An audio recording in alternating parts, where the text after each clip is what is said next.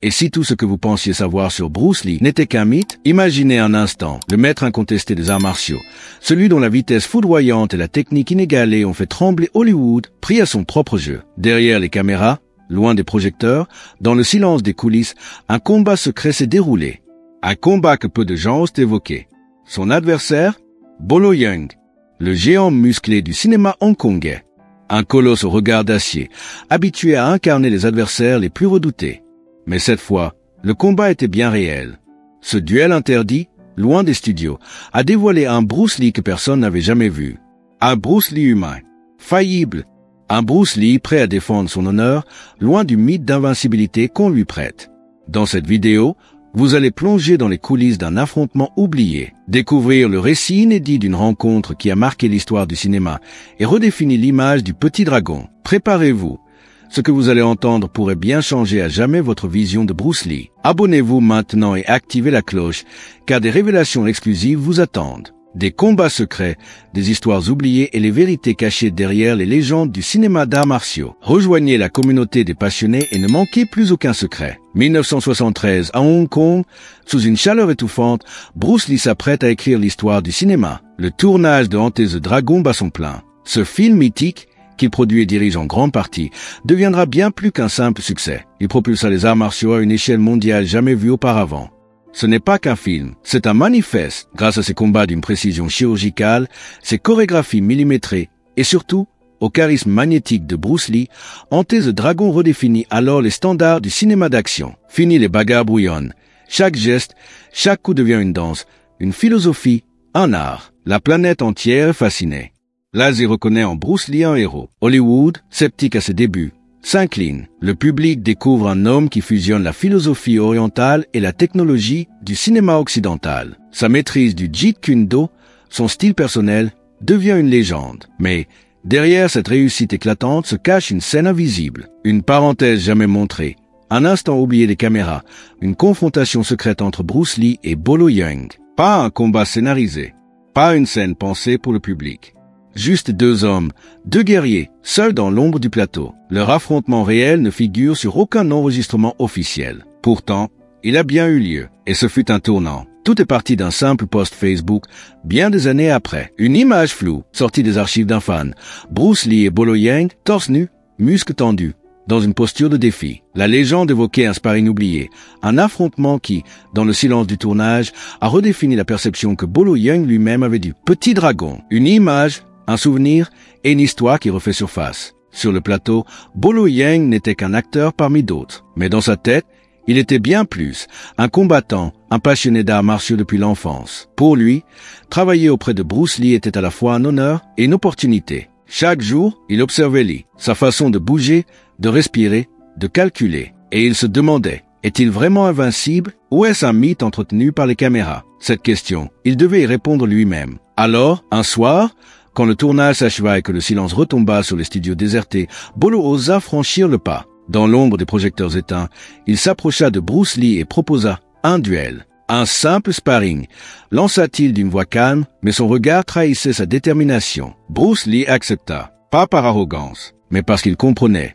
Pour un guerrier, certains défis ne se refusent pas. Ce qui suivit fut un affrontement entre deux visions des arts martiaux. La force brute et l'endurance, symbolisées par Bolo. La vitesse, la précision et la technique, incarnées par Bruce Lee. Bolo, sûr de lui, tenta de prendre l'initiative. Son plan était simple, utiliser sa puissance colossale pour contrôler Lee, l'attraper, l'immobiliser. En un instant, il fondit sur lui, le saisissant par les épaules avec une puissance impressionnante. Mais Bruce Lee n'était pas là pour subir. En une fraction de seconde, le petit dragon se transforma. Ses muscles se contractèrent, son regard se figea, son esprit devint lame. Un coup de poing fulgurant au plexus solaire. Un impact précis et brutal à la poitrine. Deux gestes, deux frappes. Bolo recula, hébété. Le colosse venait de sentir, physiquement, la légende. Le combat n'a duré que quelques secondes. Pas plus. Quand ce fut terminé, dans le silence du studio, Bolo Yeung comprit. Bruce était tout simplement trop rapide, trop précis. Une machine. Mais ce duel n'était pas une humiliation. Au contraire, pour Bolo, ce fut une leçon d'humilité et un moment de respect intense. Ce combat secret n'a laissé ni vainqueur ni vaincu, Seulement deux hommes partageant une vérité. Et c'est peut-être cela, la véritable essence des arts martiaux. Ce que Bolo Yeung retint plus que tout de son passage aux côtés de Bruce Lee, ce fut la discipline inhumaine que le petit dragon s'imposait jour après jour. Sur les plateaux, rien, absolument rien, n'était laissé au hasard. Chaque mouvement, chaque scène, chaque dialogue était soigneusement répété, analysé, perfectionné. Là où d'autres se contentaient d'une bonne prise, Bruce Lee exigeait l'excellence. Il répétait inlassablement, jusqu'à ce que chaque geste soit pur, fluide, et qu'il transmette non seulement l'action, mais une philosophie. Son art était total. Sur le plateau, il ne se contentait pas d'être acteur. Il devenait chorégraphe, metteur en scène, entraîneur. Il corrigeait la posture de ses partenaires, ajustait l'angle d'une caméra, supervisait la lumière. Il voulait que chaque scène soit une œuvre d'art. Mais cette exigence absolue eut un prix silencieux. Dans les coulisses, Bolo Yeung se souvenait de ce Bruce Lee fatigué, parfois en retrait entre deux prises, le visage marqué par l'effort. Ses nuits étaient courtes. Son esprit, en constante ébullition, cherchait toujours à améliorer une scène, à perfectionner un mouvement. Les mois précédant sa mort, Bruce Lee sombrait lentement dans l'épuisement physique. Son entourage évoquait des migraines insoutenables, des convulsions, des douleurs musculaires intenses. Son corps hurlait stop, mais lui, saut à ses propres limites, continuait d'avancer, car pour Bruce Lee, abandonner n'était pas une option. Derrière la légende du guerrier invincible, il y avait un homme rongé par son perfectionnisme, hanté par la peur de l'échec. Un homme prêt à sacrifier son propre bien-être pour offrir au monde une image parfaite. Bolo Yeung, témoin de cette lutte intérieure, comprit alors que Bruce Lee n'était pas seulement un maître des arts martiaux.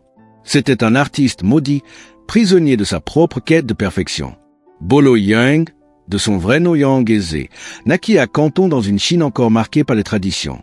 Dès l'enfance, il fut initié au kung-fu traditionnel. Son quotidien était fait de séances d'entraînement rigoureuses, souvent douloureuses, sous le regard exigeant de maîtres stricts. Mais derrière chaque coup répété, il forgeait non seulement son corps, mais son esprit. La discipline, le respect et l'humilité devinrent ses fondations. À l'adolescence, une passion inattendue s'ajouta à sa pratique martiale, le culturisme. Fasciné par l'esthétique du corps humain, Bolo s'enferma des heures durant dans les salles de musculation. Peu à peu, il sculpta une silhouette impressionnante, puissante, hors norme pour l'époque. Ses efforts furent récompensés. Il remporta le titre de Mister Hong Kong, non pas une fois, mais 10 années consécutives. Son physique imposant, allié à ses compétences en arts martiaux, fit de lui un combattant unique en son genre. Mais le destin frappa un jour, par hasard, lors d'une simple publicité pour cigarettes Winston. Sur ce tournage, il croisa un homme au regard perçant, Bruce Lee. Fasciné par le mélange de puissance et de maîtrise que dégageait Bolo, Lee décida de lui proposer un rôle.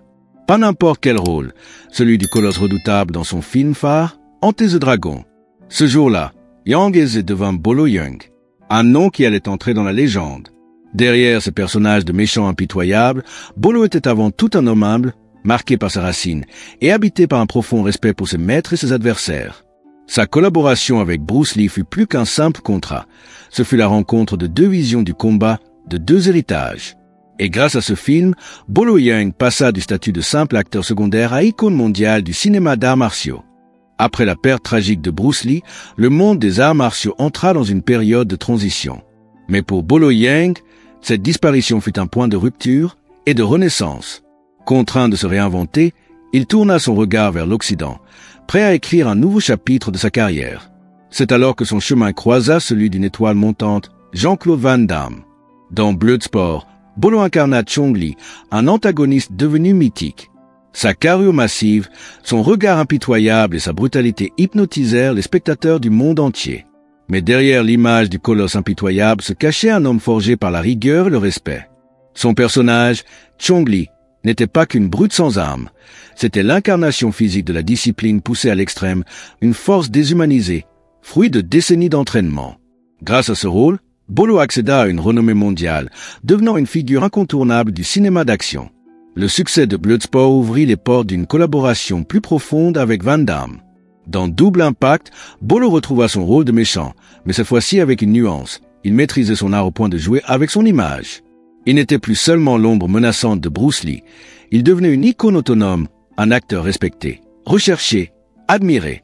Loin de se reposer sur sa célébrité, Yang continua de perfectionner sa technique, se formant aux méthodes occidentales et adaptant son style de combat au rythme effréné du cinéma international. Mais sa véritable victoire fut ailleurs. Dans son cœur, il restait fidèle aux enseignements de Bruce Lee. Derrière la brutalité de ses personnages, Bolo cultivait toujours la philosophie de l'humilité. Dans ses interviews, il confessait que chaque rôle, chaque film, chaque adversaire rencontré sur les plateaux était pour lui une nouvelle leçon, une nouvelle chance de grandir. Car le vrai combat, selon lui, se menait loin des projecteurs, contre l'ego. Aujourd'hui encore, alors qu'il a dépassé les 70 ans, Bolo Yeung s'entraîne quotidiennement. Son corps est toujours celui d'un guerrier, mais son esprit reste celui d'un disciple. Dans ses dojos, il enseigne aux jeunes générations que la vraie force ne réside ni dans les muscles, ni dans la vitesse, mais dans la maîtrise de soi. Une leçon héritée de Bruce Lee, et qu'il perpétue chaque jour. Alors, Bruce Lee était-il vraiment invincible, ou n'était-il qu'un homme, luttant contre ses propres limites, caché derrière la légende? Et Bolo Yeung, ce géant silencieux, n'est-il pas la preuve vivante que l'humilité est la clé de toute vraie puissance? Partagez vos réflexions dans les commentaires. Selon vous, qu'est-ce qui fait un véritable maître des arts martiaux? Vos opinions comptent. Discutons ensemble de l'héritage de Bruce Lee et de la philosophie du combat. Et si vous voulez découvrir d'autres histoires secrètes, d'autres duels oubliés et les vies cachées des légendes du cinéma d'action, abonnez-vous. Cliquez sur la cloche pour ne rien manquer. De Bruce Lee à Van Damme, entrez avec nous dans les coulisses du mythe.